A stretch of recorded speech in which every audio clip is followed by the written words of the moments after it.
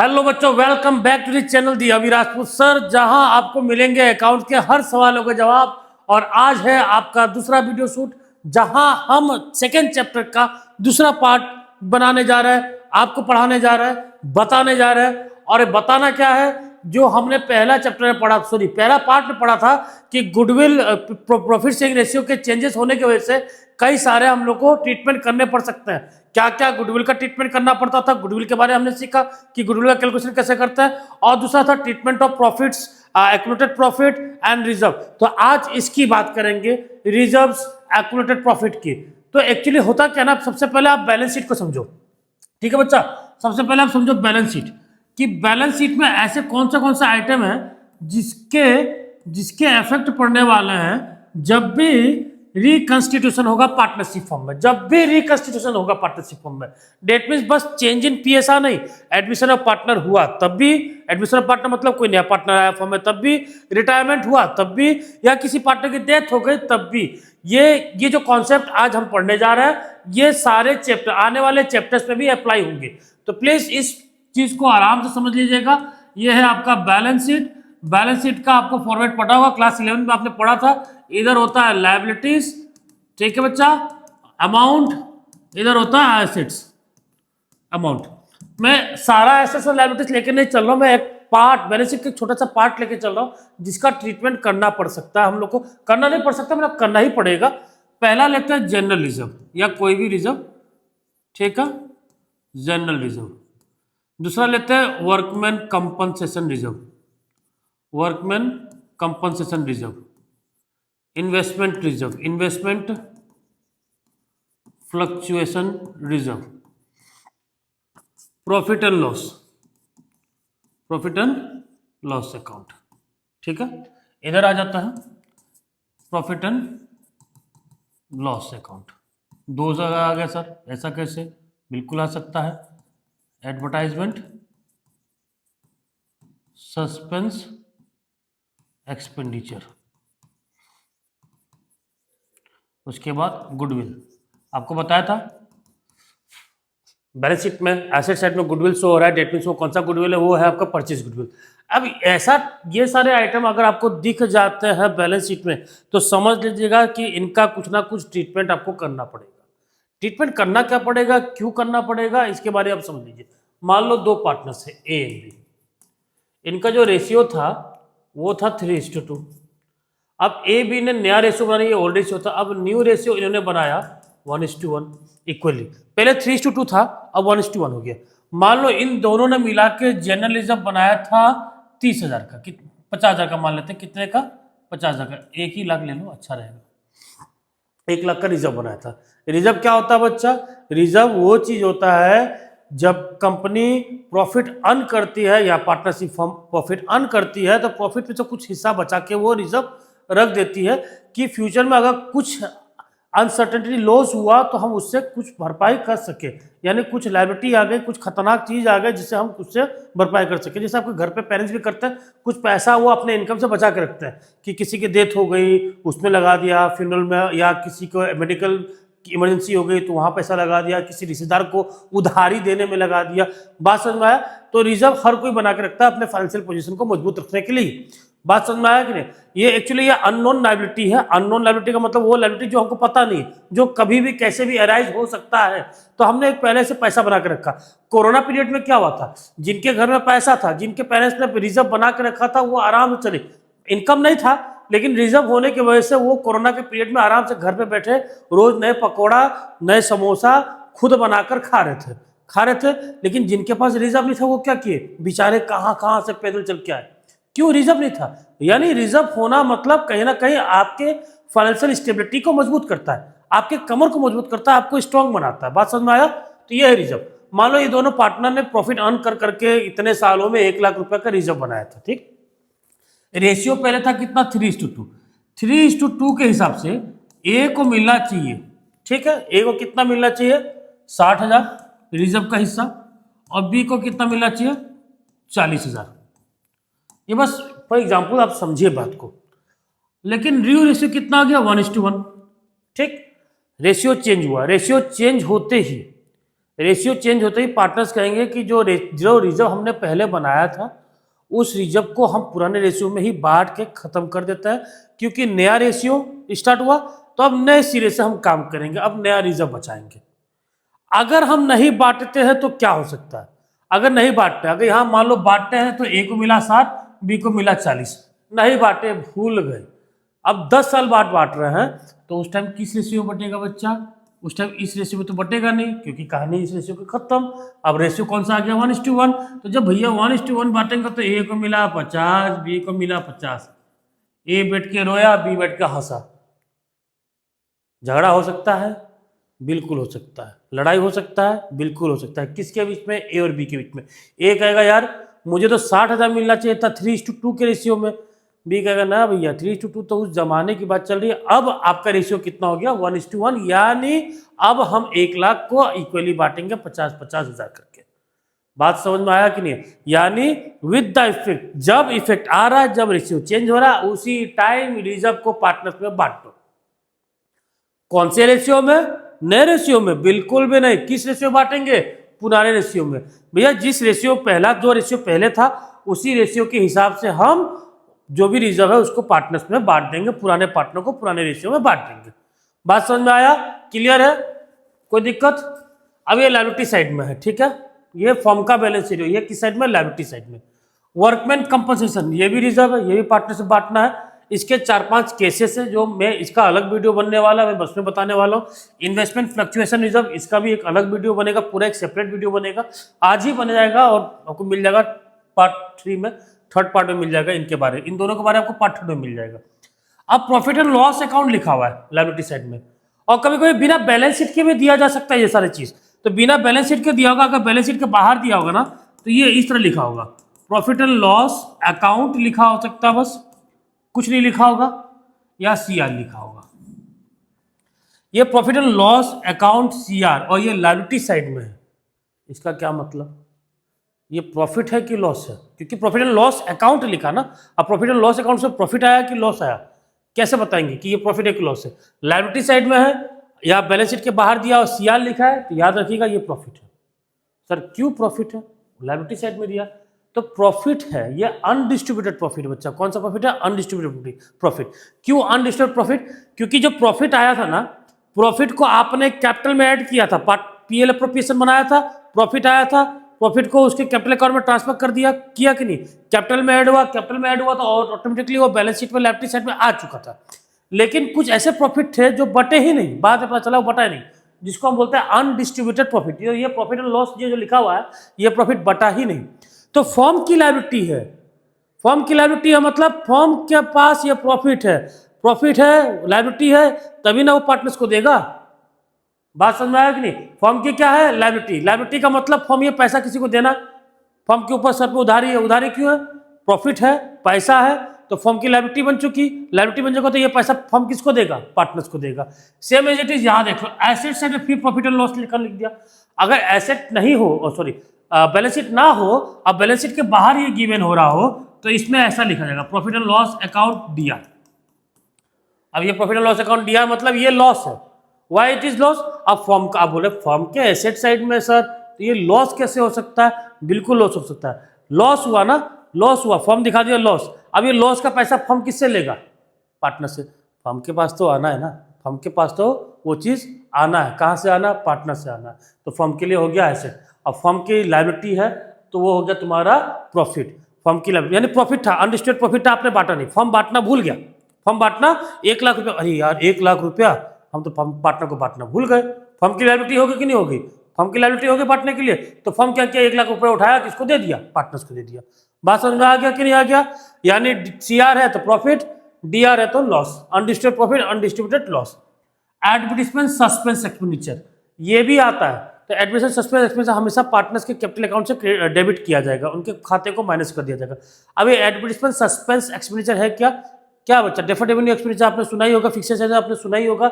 वही चीज है कि एडवर्टाइजमेंट सस्पेंस एक्सपेंडिचर होता क्या है, मान लो एक प्रचार आपने बनवाया, कई सारे सेलिब्रिटीज को बुलाया, मान लो सलमान खान को आपने बुलाया, 3 करोड़ रुपया लगा दिए। कितना लगा दिए, 3 करोड़। 3 करोड़ लगाया कब आपने, साल के शुरुआत में, और आप बोल रहे हैं ये प्रचार हम 3 साल तक चलाएंगे। कितने साल तक चलाएंगे? 3 साल तक। तो पहला साल आप बोल रहे हैं कि ऐसा है 3 करोड़ में से 1 करोड़ का पीएल से काटो, दूसरे साल फिर 1 करोड़ का काटो, मतलब आपने वो 3 करोड़ को 1-1 करोड़ करके 3 साल में बांट दिया और 3 साल तक वो प्रचार का आपने बेनिफिट लिया। अल्टीमेटली ये पैसा किसके जेब से कटेगा? पार्टनर्स के जेब से। किसके जेब से कटेगा? पार्टनर्स के जेब से। और जबकि ये कैश फ्लो जो पैसा था वो तो पहले साल ही जा चुका है। ठीक है, यहां तक क्लियर है? अब देखो यहाँ पे, अब ये जितने भी लायबिलिटी साइड में है, जितने भी लायबिलिटी साइड में फर्म की लायबिलिटी साइड, ये सारे चीज पार्टनर्स को मिलेगा। ठीक, तो यहाँ एंट्री क्या बनने वाला है? पार्टनर को क्या होगा? ये सारे चीज पार्टनर को मिल जाएगा। ये जितने भी लायबिलिटी साइड में है सब पार्टनर्स को मिलेगा। जब भी प्रॉफिट शेयरिंग रेशियो चेंज होगा, जब भी बच्चा प्रॉफिट शेयरिंग रेशियो चेंज होगा तो जनरल रिजर्व पार्टनर्स को दे दिया जाएगा, वर्कमैन कंपनसेशन रिजर्व पार्टनर्स को दे दिया जाएगा, इन्वेस्टमेंट फ्लक्चुएशन रिजर्व पार्टनर्स को दे दिया जाएगा। लायबिलिटी साइड में प्रॉफिट एंड लॉस है तो ये भी पार्टनर्स को दे दिया जाएगा। किस रेशियो में बच्चा? ओल्ड प्रॉफिट शेयरिंग रेशियो में। और अगर बात की जाए एसेट साइड वाली चीज, तो ये profit and loss asset side में ये तो ये अनडिस्प्यूटेड लॉस है तो पार्टनर्स हम लेंगे, यानी पार्टनर्स के कैपिटल अकाउंट क्या कर देंगे? डेबिट। एडवर्टाइजमेंट ये भी पैसा लेंगे। और ये जो गुडविल दिया हुआ है ये गुडविल है परचेज गुडविल। परचेज गुडविल हाल ही में पढ़ा आपने पिछले वाले वीडियो में। तो परचेज गुडविल क्या होता है बच्चा? परचेज गुडविल का पैसा देगा कौन? खरीदा है ना, खरीदा तो पैसा देगा कौन? पार्टनर्स। तो पार्टनर्स का अकाउंट क्या करेंगे? डेबिट। यानी लायबिलिटी साइड के लिए एंट्री होगा general reserve account debit to S capital account to B's capital account, क्योंकि ये रिजर्व का पैसा 1 लाख रुपया आप पार्टनर्स को दे रहे हैं। किसको दे रहे हैं? पार्टनर्स को दे रहे हैं। ठीक है, अब ये एंट्री कैसे आया सुन लो। लायबिलिटी एंड कैपिटल का रूल सेम है, बिल्कुल है। लायबिलिटी कैपिटल का रूल सेम है। ये जब भी इंक्रीज होगा क्रेडिट साइड लिखा जाएगा, जब भी डिक्रीज होगा डेबिट साइड लिखा जाएगा। ये रूल आपने पढ़ा था ना, लायबिलिटी कैपिटल और रेवेन्यू का रूल सेम होता है और एसेट्स और एक्सपेंसेस का रूल सेम होता है, ये आपने पढ़ा था। तो एक बात होता है जनरल रिजर्व क्या है? लायबिलिटी है फर्म के लिए, बिल्कुल है। तो लायबिलिटी एक बात होता है लायबिलिटी है तो जनरल रिजर्व आप जब दे रहे हैं तो जनरल रिजर्व खत्म हो रहा है कि नहीं हो रहा है?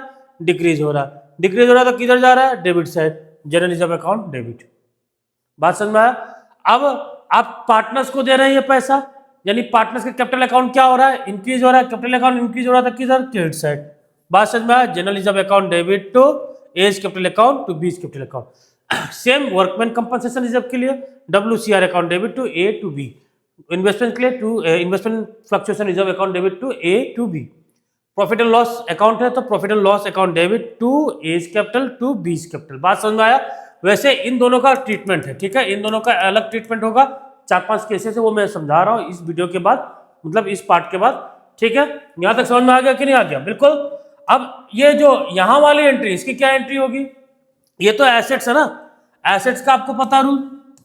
एसेट्स का रूल क्या होता है? एसेट जब जब इंक्रीज होगा तब तब डेबिट साइड जाएगा, जब जब डिक्रीज होगा तब तब क्रेडिट साइड जाएगा। तो ये बताओ asset, profit and loss asset था, ये हम अपने पार्टनर से लेने जा रहे थे, ये खत्म होने जा रहा है, डिक्रीज हो जाएगा। डिक्रीज हो जाएगा किधर चला जाएगा? Credit side. और उसका पैसा देगा कौन? पार्टनर देगा। तो पार्टनर देगा तो पार्टनर कैपिटल अकाउंट घटेगा ना, घटेगा तो पार्टनर कैपिटल अकाउंट कहाँ चला जाएगा? Debit side. बात समझ में आया? यानी एसेट्स वाले के लिए रूल क्या हो जाएगा? एसेट्स वाले की एंट्री क्या बन जाएगा बच्चा? एसेट्स वाले के लिए एंट्री बन जाएगा A's capital account debit, A's capital account debit to profit and loss account. A's capital account debit to profit and loss account. बात समझ में आया?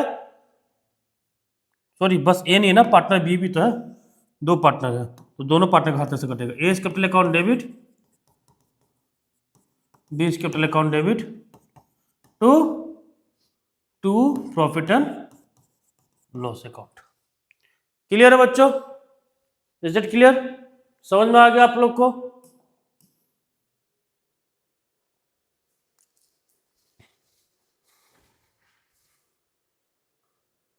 तो बच्चों आपको समझ में आ गया होगा कि रिजर्व अनडिस्ट्रीब्यूटेड प्रॉफिट, जितने भी एक्नोटेड प्रॉफिट है वो हम पार्टनर्स को दे देंगे। अगर लायबिलिटी साइड में है तो पार्टनर्स के खाते में दे देंगे, एसेट साइड में है तो पार्टनर से ले लेंगे। ये चीज समझ में आ गया? अब एक एग्जांपल लेते हैं, एक क्वेश्चन समझते हैं, क्वेश्चन से समझते हैं। ABC मान लो पार्टनर एक फर्म में इनका ओल्ड रेशियो 1:1 है, न्यू रेशियो 2:3:5 हो गया। चेंज हुआ ratio, change in profit sharing ratio among existing partner. आगे टॉपिक जनरल रिजर्व मान लो 60,000, profit and loss account debit दिया 1,20,000। डेबिट का मतलब ये क्या है, लॉस है कि प्रॉफिट है, लॉस है, ठीक। Goodwill of the firm was valued at 3,60,000, firm का गुडविल कितना 3,60,000। अब इसका अकाउंटिंग ट्रीटमेंट कैसे करेंगे, जनरल रिजर्व लायबिलिटी का है, प्रॉफिट एंड लॉस एसेट्स का है, और goodwill of the firm was valued, valued का मतलब ये कौन सा गुडविल है, ये है आपका self generated goodwill, self generated goodwill. बात समझ में आया। लेकिन इन दोनों का तो कोई दिक्कत नहीं, जनरल रिजर्व तो उठाएंगे, ए बी सी को बांट देंगे कौन से रेशियो में, ओल्ड रेशियो में। ये प्रॉफिट एंड लॉस ये तीनों पार्टनर से ले लेंगे। जैसे इनका अकाउंटिंग ट्रीटमेंट, इनका जनरल एंट्री बनेगा क्या, जनरल रिजर्व का, general reserve account debit, liability था जनरल रिजर्व, खत्म हो रहा है, लायबिलिटी डिक्रीज होगा किस side, debit side. General reserve account debit कितने का जनरल रिजर्व है, 60,000 का। ये तीनों पार्टनर से बांटना है हमको, तो पार्टनर्स का कैपिटल अकाउंट क्रेडिट हो जाएगा, होगा कि नहीं होगा। जब भी कैपिटल बढ़ता है तो किधर जाता है, क्रेडिट साइड जाता है बच्चा, 20 कैपिटल अकाउंट, तो सीज कैपिटल अकाउंट। 60,000 को ओल्ड रेशियो कितना था, 1:1:1, यानी कितना कितना बांट दिए, 20,000 20,000 20,000, ठीक है। अब ये profit and loss account debit, CR होता तो प्रॉफिट होता तो हम पार्टनर्स को देते, डीआर है मतलब नुकसान है, प्रॉफिट यानी लॉस है, तो हम क्या करेंगे, डीआर मतलब लॉस है तो क्या करेंगे, हम पार्टनर से लेंगे, तो पार्टनर्स का खाता क्या करेंगे, डेबिट करेंगे। A's capital account debit, 20 capital account debit, C's capital account debit, to profit and loss account. Profit and loss account में कितना है, 1,20,000। बात समझ में आया, यानी 40,000 40,000 और 40,000। बात क्लियर है। अब बात आ रही है गुडविल की, गुडविल का क्या ट्रीटमेंट करेंगे। अब देखो गुडविल के लिए ना आपको ये देखना पड़ेगा कि कौन सा पार्टनर गेन कर रहा है, कौन सा पार्टनर सेक्रीफाइस कर रहा है। तो इसके लिए आपको निकालना पड़ेगा सेक्रीफाइसिंग रेशियो या फिर गेनिंग रेशियो। मैंने पहले बताया था आप लोग को पिछले वाले वीडियो में, तो देख लीजिए, ठीक है। सेक्रीफाइसिंग या गेनिंग, वो वीडियो कुछ ज्यादा लंबा बन गया था, तो इसलिए ऐसा कुछ गुडविल का मैंने ट्रीटमेंट वाला क्वेश्चन नहीं कराया था। फिलहाल वो ट्रीटमेंट वाला चीज मैं यही करा दे रहा हूं, एक साथ समझ में आ जाएगा। तो सेक्रीफाइसिंग और गेनिंग रेशियो निकालना आपका ए बी सी का, तो ए बी एन सी। आपको पता है अगर सेक्रीफाइसिंग का फॉर्मूला लगाते हैं तो क्या होता है, ओल्ड माइनस न्यू। तो ओल्ड रेशियो ये हो गया तुम्हारा 1 + 1 + 1 3, 2 + 3 + 5 कितना हो गया 10। तो ए कितना, ए ये है, ये बी है, ये सी है। ए का कितना है ऊपर 1/3, बी का 1/3, सी का 1/3, माइनस न्यू रेशियो। ए का न्यू रेशियो कितना 2/10, 3/10, 5/10। बात समझ में आ गया। एलसीएम कितना आ जाएगा बच्चा 30। एलसीएम दिखाना सिखा दिए थे पिछले वाले पोर्शन में, सीख लीजिएगा। क्लियर है कि नहीं, ठीक। 9 - 6 9 - सॉरी 9 - 6 नहीं होगा,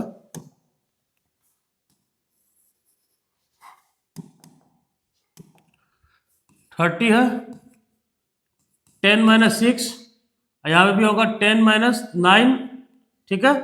और यहाँ पे हो जाएगा 10 - 15। क्लियर है, 10 - 15, कोई दिक्कत। अब यहाँ देखो, यहाँ पे हो गया 4/30, यहाँ हो गया 1/30, यहाँ हो गया 10 - 15 है, यानी -5 आ रहा है, -5/30। जो पॉजिटिव में आ रहा है वो यानी सेक्रीफाइस कर रहा है, क्या कर रहा है, सेक्रीफाइस। और जो नेगेटिव में आ रहा है वो क्या कर रहा है, गेन कर रहा है। मैंने बताया था आपको, गेन निकाल सेक्रीफाइस निकालेंगे, पॉजिटिव में आएगा सेक्रीफाइस और नेगेटिव में आ गया तो हो गया गेन। और गेनिंग रेशियो के थ्रू निकालेंगे अगर आप, तो पॉजिटिव आया तो गेनिंग, नेगेटिव आया तो सेक्रीफाइसिंग।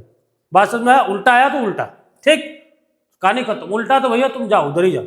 अब समझ में आ गया, यानी ए और बी सेक्रीफाइस कर रहा है, सी गेन कर रहा है, तो भैया जो गेन कर रहा है वो पैसा देगा और जो सेक्रीफाइस कर रहा है वो पैसा लेगा। बात समझ में आया कि नहीं, कौन सेक्रीफाइस कर रहा है यहाँ पे सेक्रीफाइस कर रहा है ए और बी, और गेन कौन कर रहा है, सी। तो यहाँ एंट्री होगा, इसके बाद होगा ये दोनों के बाद एंट्री होगा, ठीक है। जो गेन कर रहा है उसके खाते से काटो, C's capital account debit to A's capital account to 20 capital account. अब क्या बांटेंगे, कैसे बांटेंगे? गुडविल कितना है? 3,60,000। तो 3,60,000 का ये बंदा कितना गेन कर रहा है? 5/30। 3,60,000 का ए कितना सेक्रीफाइस कर रहा है? 4/30। बी 3,60,000 का कितना? 1/30। बात समझ में आया कि नहीं? क्लियर है? कितना कितना आ जाएगा? इसका आ जाएगा 60,000 टोटल, 48,000, 12,000। समझ में आ गया? आपने जनरल रिजर्व को पार्टनर्स को दे देना था, दे दिया। प्रॉफिट एंड लॉस पार्टनर से लेना था, आप ले लिए। देना था तो पार्टनर्स के क्रेडिट किए, लेना था पार्टनर्स के अकाउंट डेबिट किए। फर्म की गुडविल आ गई, तो फर्म का गुडविल वैल्यू डेट लिखा, यानी सेल्फ जनरेट गुडविल। अब जब भी गुडविल आता है, रेशियो चेंज होता है, तो पक्का है कोई फायदे में जाएगा, कोई नुकसान में जाएगा। अगर नहीं समझ में आया तो मैं फिर से समझा रहा हूँ क्यों। जैसे मान लो 1 लाख का गुडविल आपके पास, 1 लाख का गुडविल है, तो 1 लाख का गुडविल जो है ना, ए और बी पार्टनर है। मान लो कौन कौन पार्टनर है? ए और बी। तो ए और बी पार्टनर इक्वल पार्टनर है, 1:1 के रेशियो बांट रहे थे, यानी 50,000 गुडविल ए का हो गया, 50,000 गुडविल किसका हो गया? बी का हो गया। इनकेस रेशियो चेंज होता है, इनकेस रेशियो चेंज होता है तो फायदा किसको हो जाएगा? 3:2 होगा। तो 1 लाख का अब हो जाएगा 60,000 ए का, और बी का हो जाएगा 40,000। बात समझ में आया? यानी इसके पास 10,000 एक्स्ट्रा है और इसके पास 10,000 कम है। क्लियर? तो जिसके पास एक्स्ट्रा है, जिसके पास कम है, उसको देगा 10,000। वही चीज हम लोग कर रहे थे यहाँ पे, वही चीज हम लोग निकाले कि कौन सेक्रीफाइस करा, कौन गेन करा। जो गेन करा वो देगा, और जो सेक्रीफाइस करा उसके खाते में पैसा आएगा। यहां तक बात समझ में आ गई? क्लियर है बच्चों? तो अब हम लोग स्टार्ट करते हैं नया टॉपिक, जो है वर्कमैन कंपनसेशन रिजर्व। कौन सा बच्चा? Workman compensation reserve. एक काम करना तुम लोग, एडिटिंग वाले टीम, प्लीज यहाँ से काट करके इसको नया पार्ट बना लीजिएगा, वर्कमैन कंपनसेशन रिजर्व को। ठीक है, यहाँ से आप लोग नया वीडियो बना लीजिएगा। क्लियर है? वर्कमैन कंपनसेशन रिजर्व से देखो, वर्कमैन कंपनसेशन रिजर्व होता क्या है ये जान लो। वर्कमैन कंपनसेशन रिजर्व वर्कर्स के लिए बनाया जाता है। किसके लिए बनाया जाता है? वर्कर्स के लिए। कैसे वर्कर्स के लिए? मान लो कोई दुर्घटना हो गया, किसी का एक्सीडेंट हो गया, बिजनेस के टाइम में उसका एक्सीडेंट हुआ, बिजनेस के टाइम में उसकी डेथ हो गई, तो भैया कंपनी को कंपनसेशन देना पड़ेगा ना। उसके डेड बॉडी के साथ साथ पैसा भी कंपनी को देना पड़ेगा। बात समझ में आया? इनकेस किसी साल बहुत ज्यादा डिस्ट्रक्शन हो गया, बहुत ज्यादा दिक्कतें आ गई, बहुत लोग की एक्सीडेंट हो गई, या बहुत लोग की मौत है, बहुत लोग मर गए, तो उस साल प्रॉफिट इफेक्ट होगा कि नहीं होगा? प्रॉफिट कम हो जाएगा, क्योंकि आपने भरपाई इतना कर दिया, इतने लोगों को घर पैसा पहुंचाना पड़ेगा कि आपकी प्रॉफिट उस साल मिनिमाइज हो जाएगी। और प्रॉफिट घटा मतलब इन्वेस्टर पैसा नहीं लगाएंगे, मतलब बहुत सारी दिक्कत है। मतलब वो 2-3 साल आपको पीछे जाना पड़ेगा, मतलब आप फिर स्टैंड बाय करेंगे, स्टैंड करेंगे खुद को। और वर्कमैन कंपनसेशन रिजर्व का मतलब यह है कि आपने प्रॉफिट में से कुछ हिस्सा वर्कर्स के लिए बचा के रखा है, कि अगर इनकेस कुछ ऐसा होता है, केस किसी के साथ मर्डर हो गया, किसी की डेथ हो गई, एक्सीडेंट हो गया, तो कंपनी के पास पहले से रिजर्व पड़ा, उस रिजर्व से पैसा निकालेगी और उस वर्कर्स को कंपनसेट कर देगी। बात समझ में आया? तो अब हम करते हैं इसमें एकदम सिंपल सा एग्जांपल लेके समझते हैं इसको। तो वर्कमैन कंपनसेशन रिजर्व, रिजर्व से आपको समझ में आ रहा होगा ये फर्म की लायबिलिटी है, क्योंकि रिजर्व बनाया था, जब वो रिजर्व बना ही रहे थे तो ये सोच के बनाया था कि ये पैसा कहीं ना कहीं जाना ही है, और ये तो नाम स्पेसिफाइड है, यानी वर्कर्स के लिए जाना है, तो ये फर्म की लायबिलिटी है। ठीक है, क्या है? फर्म की लायबिलिटी। लायबिलिटी यहां पे लिख लो, वर्कमैन कंपनसेशन रिजर्व। हम मान लेते हैं 20,000 का कंपनसेशन रिजर्व हमने बना के रखा है। अब मान लो ए और बी पार्टनर है, इनका रेशियो 1:1 है। अब ए एंड बी ने न्यू रेशियो चूज किया 3:2, रेशियो चेंज हो गया। अब रेशियो चेंज हो गया तो इसका भी तो ट्रीटमेंट करना पड़ेगा ना। क्यों नहीं? ट्रीटमेंट नहीं करेंगे तो बाद में दिक्कत आ जाएगा। जो बराबर बंटना था बाद में ए को ज्यादा, बी को कम मिलेगा, बाद में झगड़ा होगा। उससे अच्छा जो बनाया आप बांट के खत्म करो। ठीक है, अब पहला केस लो, when there is no claim, जब कोई क्लेम नहीं है। कोई क्लेम नहीं है मतलब रिजर्व का पैसा बच गया, तो रिजर्व का पैसा बच गया तो पूरा का पूरा पैसा, यानी workman compensation reserve account debit to, A भी पार्टनर है, is capital account to B's capital account. अभी अभी जो जनरल रिजर्व का एंट्री पास की था हम लोग, सेम वही एंट्री है। बात समझ में आया? लायबिलिटी का बैलेंस हमेशा सीआर होता है ना, लायबिलिटी का बैलेंस हमेशा क्रेडिट होता है। अब लायबिलिटी को आप डिस्ट्रॉय करने जा रहे हैं, खत्म करने जा रहे हैं, तो लायबिलिटी कहाँ चला जाएगा? डेबिट साइड पे। कहाँ चला जाएगा? डेबिट साइड, यानी लायबिलिटी खत्म। और लायबिलिटी खत्म तो पैसा गया कहाँ? ए के खाते में, बी के खाते में। जब कैपिटल इंक्रीज हुआ, और जब भी कैपिटल इंक्रीज हुआ तो किस साइड आ जाएगा? Credit side. बात समझ में आया? अब दूसरा लेते हैं। व्हेन क्लेम इज ₹10,000, जब क्लेम कितना हो गया? 10,000। अब क्लेम 10,000, रिजर्व कितना? 20,000। 20,000 रिजर्व है, क्लेम 10,000 है, तो आप क्या करेंगे? इस तक 20,000 रिजर्व पड़ा है और क्लेम कितना हो गया? 10,000। तो भैया 20 में से 10 उठा के दे दिया आपने क्लेम, 20 में से 10 उठा के दे दिया क्लेम, बचा कितना? 10। अब 10 का क्या करेंगे? पार्टनर्स को बांटेंगे। कौन से पार्टनर को? पुराने पार्टनर को। किस रेशियो में? पुराने रेशियो में। नए रेशियो से मतलब नहीं, नए रेशियो तो अब स्टार्ट होगा। अब तक जो हो रहा तो पुराने रेशियो से होता, तो जो भी अब बटेगा वो किस रेशियो से होगा? पुराने रेशियो से। यानी यहां एंट्री होगी workman compensation reserve account debit. कितना है? 20,000, जिसमें से 10,000 चला जाएगा क्लेम में, जिसको हम लोग बोलते हैं provision for workman compensation claim account. Claim, ठीक है? क्या? क्लेम। क्लेम में कितना चला गया? 10,000। बच गया 10। बच गया 10 किसको के लिए मिलेगा? A's capital account. कितना? 5,000। और 20 कैपिटल अकाउंट। 20 कैपिटल अकाउंट कितना बच्चा? 5,000। बात समझ में आया? 10,000 तो प्रोविजन में चला गया, बचा जो 10,000 था वो ए और बी में बढ़ गया। ये था दूसरा केस, केस नंबर 2। ठीक, अब हम लोग लेते हैं तीसरा केस। ठीक है, तीसरा केस में मान लेते हैं कि क्लेम 20,000, क्लेम मान लेते हैं 20,000। रिजर्व कितना अपने पास? 20,000। क्लेम कितना अपने पास? 20,000।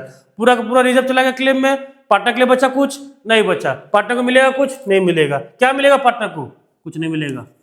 तो workman compensation reserve account debit कितना? 20,000 to provision for workman compensation claim account. कितना बच्चा? 20,000। बात समझ में आ गया? चलिए आगे आपको समझ में। ठीक है, फोर्थ केस आ जाओ। When claim is ₹30,000। अब क्लेम कितना हो गया? 30,000। है कितना अपने पास रिजर्व? 20,000। 20,000 ना रिजर्व, बैलेंस शीट में रिजर्व कितना था? 20,000 था। अब क्लेम कितना आ गया आपके पास? 30,000 का, यानी क्लेम ज्यादा हो गया और आपके पास रिजर्व कितना पड़ा है? 20,000। ये तो हो गया नुकसान, यानी 10,000 का और नुकसान। 10,000 का और नुकसान तो देगा कौन? पार्टनर्स देंगे, यानी पार्टनर्स का कैपिटल अकाउंट डेबिट होगा। लेकिन जब भी लायबिलिटी बढ़ती है तो एक नया अकाउंट यहाँ पे आता है, वो है रीवैल्यूएशन अकाउंट। फिलहाल रीवैल्यूएशन अकाउंट क्या है ये आपको अगले वीडियो में समझ में आएगा। जैसे उस वाले वीडियो में बोला था कि इस वीडियो में समझ में आएगा, इस वीडियो में बोल रहा हूँ कि रीवैल्यूएशन अकाउंट आपको अगले वीडियो में समझ आएगा, क्योंकि रीवैल्यूएशन का पूरा मैं फॉर्मेट बना के बताऊंगा उसको। तो फिलहाल यहाँ ये समझिए कि क्लेम 30,000 का है, यानी WCR workman compensation reserve short form में लिख रहा हूँ। WCR आपके पास कितना है? 20,000 का। और आपको क्लेम देना है, यानी provision for workman compensation claim देना है कितने का? 30,000 का। यानी 10,000 की जरूरत है, यानी 10,000 और चाहिए। नुकसान हो रहा है, नुकसान हो रहा है कि नहीं? नुकसान हो रहा है तो डेबिट साइड में लिख देंगे हम लोग रीवैल्यूएशन अकाउंट। नुकसान तो डेबिट साइड में लिख दिया हम, कितना? 10,000। ठीक, अब ये रीवैल्यूएशन अकाउंट में पैसा देगा कौन? पार्टनर्स देंगे। ये लॉस की भरपाई करेगा कौन? पार्टनर्स करेंगे। तो यानी पार्टनर्स के कैपिटल अकाउंट आप डेबिट कर देंगे। A's capital account, 20 capital account debit to revaluation account, to revaluation account. तो रीवैल्यूएशन अकाउंट में कितना है? 10,000 का नुकसान, दोनों पार्टनर इक्वली बांटेंगे, यानी कितना कितना? 5,000। बात समझ में आ गया? यानी जब क्लेम ज्यादा हो जाएगा तो 2 एंट्री बन जाएगा, जब क्लेम ज्यादा होगा तो 2 एंट्री बन जाएगा। अब ये रीवैल्यूएशन क्या है ना, इसके लिए आप बस इतना समझ लो, फिलहाल यहाँ रिवैल्यूएशन लग रहा है, नुकसान हो रहा है। क्यों? क्यों पूरा आपको समझ में आएगा जब आप रीवैल्यूएशन अकाउंट सीखेंगे। बस अगले ही वीडियो में आपको रीवैल्यूएशन अकाउंट मिल जाना है। क्लियर है? यहां तक समझ में आ गया? पक्का? चलिए,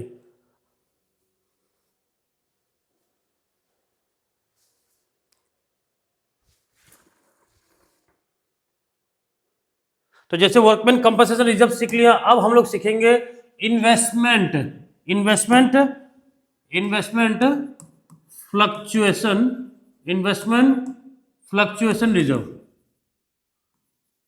अरे लिखने दो भैया, कहाँ है डिस्टर्ब कर रहे हो। Investment fluctuation reserve. अब ये होता क्या है, जैसे कि आपने कोई इन्वेस्टमेंट किया, ठीक, आपने उसके लिए एक रिजर्व बना के रखा कि आपकी इन्वेस्टमेंट की अगर मार्केट वैल्यू कम हो जाती है, घट जाती है, तो उस रिजर्व से पैसा लगा के आप उस मार्केट वैल्यू को बढ़ा लेंगे, मतलब बराबर कर लेंगे। तो यहाँ देखिए बैलेंस शीट, पहले इसमें आपके ज़्यादा केसेस आ जाएंगे, इसको ध्यान से समझिएगा आप लोग पहले, ठीक है। Balance sheet, extract of balance sheet है, मतलब एक पार्ट है बैलेंस शीट का। Investment at cost, investment at cost, ठीक है। 1 लाख रुपए का मान लो, कितने का? 1 लाख रुपए का। इन्वेस्टमेंट फ्लक्चुएशन रिजर्व, ठीक है, मान लेते हैं हम 20,000 का। यानी इन्वेस्टमेंट जो आपने किया हुआ कॉस्ट उसका 1 लाख है और रिजर्व आपने बना रखा है 20,000 का। पहला केस लेते हैं, केस नंबर 1, ठीक। If there is no information, कोई इंफॉर्मेशन नहीं है, या फिर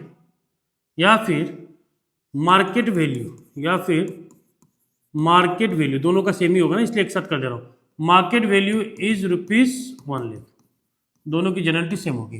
कोई इन्फॉर्मेशन नहीं है, या फिर मार्केट वैल्यू कितना? 1 लाख। मार्केट वैल्यू और ये देखो बैलेंस शीट वाला जो एसेट्स में इन्वेस्टमेंट लिखा है सेम दिख रहा है आपको, बराबर है। कोई कमी आया? नहीं आया, रिजर्व बच गया। अब रिजर्व बच गया तो इसकी एंट्री क्या होगी? Investment fluctuation reserve account debit to S capital account to B's capital account. कितना है? 20,000। 20,000 को हम दोनों पार्टनर से बांट देंगे, कितना कितना? 10-10 हज़ार। बात समझ में आया? केस नंबर 2, ठीक है, केस नंबर 2, ठीक है। Market value is ₹90,000। Market value कितना हो गया? 90,000। मार्केट वैल्यू कितना हो गया बच्चा? 90,000, ठीक। और इसमें कितना था? 1 लाख। मार्केट वैल्यू हो गया आपका 90,000। बात समझ में आया कि नहीं आया? अब मार्केट वैल्यू 90,000 हो गया, होना चाहिए था कितना? 1 लाख। कितना कम पड़ रहा है? 10,000। रिजर्व कितना अपने पास? 20,000। 20 में से 10 दे दो इन्वेस्टमेंट में, बचा कितना? 10। 10 किसके पास चला जाएगा? पार्टनर्स के पास। बस वही सेम चीज। तो investment fluctuation reserve account debit, कितना? 20,000। अब ये रिजर्व को भी डेबिट साइड में क्यों लिखा ये मत पूछना। क्यों लिखा बच्चों? क्योंकि लायबिलिटी है, लायबिलिटी खत्म हो रहा है, खत्म हो रहा तो डेबिट साइड लिख दिया। अब यहाँ पे हम लिखेंगे टू इन्वेस्टमेंट। इन्वेस्टमेंट में कितना कमी आया था? इन्वेस्टमेंट में आया था 10,000 का कमी। अब इन्वेस्टमेंट को क्रेडिट साइड में क्यों लिखा सर? क्योंकि इन्वेस्टमेंट तो है एसेट्स, एसेट्स का बैलेंस होता है डेबिट, लायबिलिटी का बैलेंस होता है क्रेडिट। तो एसेट्स का बैलेंस है डेबिट, लेकिन एसेट्स घटा है ना, घटा है तो किधर आ जाएगा? क्रेडिट साइड आ जाएगा। कितना? 10,000। To S capital account to B's capital account. Reserve में था 20, जो इन्वेस्टमेंट कम पड़ा था 10,000 से, तो रिजर्व से 10,000 उठा के हम इन्वेस्टमेंट में डाल दिए। अब बच गया 10। अब बच गया 10 के तो किसको दे देंगे? 2 भिखारी पार्टनर्स को, एक को 5,000, बी को 5,000। वैसे मैंने रेशियो बताया नहीं था, तो वो पिछला वाला क्वेश्चन वाला ही रेशियो मान लो। ए बी का 1:1 ओल्ड रेशियो और न्यू रेशियो 3:2। न्यू रेशियो का कुछ नहीं करना हमको, ओल्ड रेशियो से ही मतलब है। बात समझ में आया कि नहीं आया? ठीक है। Case number 3, market value is ₹80,000। अब इन्वेस्टमेंट का मार्केट वैल्यू 80 है, होना चाहिए था 1, कितना कम पड़ रहा है? 20। तो पूरा का पूरा रिजर्व उठाओ, कहाँ डाल दो? इन्वेस्टमेंट में। यानी IFR account debit to investment account. कितना? 20,000 का रिजर्व था, पूरा का 20 हम कहाँ डाल दिया? इन्वेस्टमेंट में। बात समझ में आया? Case number 4, market value is ₹60,000। अब मार्केट वैल्यू कितना हो गया? 60,000। आई बाप रे बाप, 60,000 1 लाख, कितना डिफरेंस? 40,000 का डिफरेंस, 40,000 कम हो गया। और अपने पास रिजर्व कितना? बस 20,000। तो 20,000 तो मेकअप हो जाएगा, बचा 20,000 का नुकसान। नुकसान तो WCR में नुकसान था, तो किसको लेके आए थे? कौन सा अकाउंट? Revaluation account. कौन सा अकाउंट? Revaluation account. और रीवैल्यूएशन अकाउंट में जो लॉस हुआ तो उसको बियर कौन करेगा? मतलब उसका भुगतान कौन करेगा? पार्टनर ही ना करेगा। तो अब यहाँ पे देखो क्या एंट्री होगी, रिजर्व को तो खत्म करना है, तो आ गया डेबिट साइड में।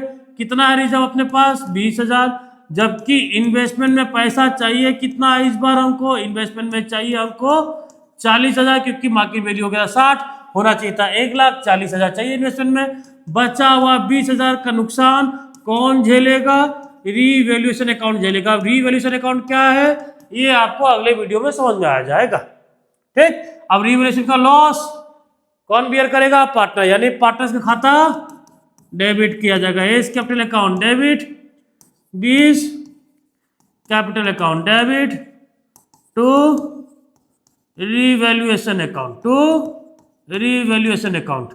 कितना का नुकसान था? 20 का। 20 का यानी 10 ए देगा, बी देगा कितना? 10। बात समझ में आया कि नहीं? क्लियर है? याद रखना, नुकसान होगा तो रीवैल्यूएशन डेबिट साइड, फायदा होगा तो revaluation credit side. Nominal nature, कौन सा नेचर? Nominal nature. फायदा तो क्रेडिट, नुकसान तो डेबिट। कौन सा नेचर? नॉमिनल नेचर बच्चा। कौन सा नेचर? नॉमिनल नेचर के अकॉर्डिंग। चलिए लास्ट वाला केस, ठीक है, केस नंबर 5। ये इंटरेस्टिंग होगा, ये होगा आपके लिए इंटरेस्टिंग। क्या होगा बच्चा? इंटरेस्टिंग। ठीक है, केस नंबर 5। केस नंबर 5 ये कहता है कि मार्केट वैल्यू इज ₹1,20,000। 1,20,000, 1,20,000 मत लो, मजा नहीं आएगा। 1,10,000 लेते हैं, क्योंकि 20-20 हो जाएगा ना। 1,10,000। ठीक, तो रिजर्व में बचा मार्केट वैल्यू 1,10,000, और वो पहले बता दूं 1,10,000 होना चाहिए था, 1 लाख ज्यादा है, 10,000 ज्यादा है। फायदा हुआ, यानी रिजर्व बचा। चलो रिजर्व जो बचा उसको उठा के कहाँ डाल दो? जो बचा रिजर्व तो उसको हम दे देंगे किसको? ए और बी को। 20,000 का रिजर्व था, 20,000 का रिजर्व हमने ए को दे दिया 10, बी को दे दिया 10। S capital account, 20 capital account लिख लीजिएगा, भूलिएगा मत। अब यहाँ 10,000 जो एक्स्ट्रा है ये फायदा हो रहा है इन्वेस्टमेंट में। अब ये इन्वेस्टमेंट बड़ा है, इन्वेस्टमेंट यानी एसेट। एसेट जब भी इंक्रीज होगा तो किस साइड में लिखा जाएगा? डेबिट साइड में। किस साइड में लिखा जाएगा? डेबिट साइड में। इन्वेस्टमेंट अकाउंट डेबिट, कितना से बड़ा? 10 से बड़ा। अब ये फायदा हुआ, रिवैल्यूएशन अकाउंट खाली लॉस झेलने के लिए है क्या? लॉस होगा तो डेबिट साइड में रिवैल्यूएशन अकाउंट, फायदा लेने के लिए नहीं है, है ना? तो फायदा हुआ तो कहाँ जाएगा? Revaluation account. कितना? 10,000। बात समझ में आया? अब रिवैल्यूएशन का फायदा है तो इसका पार्टनर नहीं लेगा, नुकसान था तो पार्टनर की जेब से पैसा काट लिए थे। अब फायदा हुआ तो पार्टनर को दोगे नहीं? अरे यार दोगे नहीं तो पटरा मुआ देगा। ठीक है, यानी revaluation account debit to S capital. A का खाता पैसा डालो, ए के खाते में पैसा डालो, बी के खाते में पैसा डालो। कितना का फायदा था? 10,000 का। जल्दी जल्दी 5,000 ए को दो, 5,000 बी को दो। बात समझ में आ गया? ये था आपका 6 केस। बात समझ में आ गया?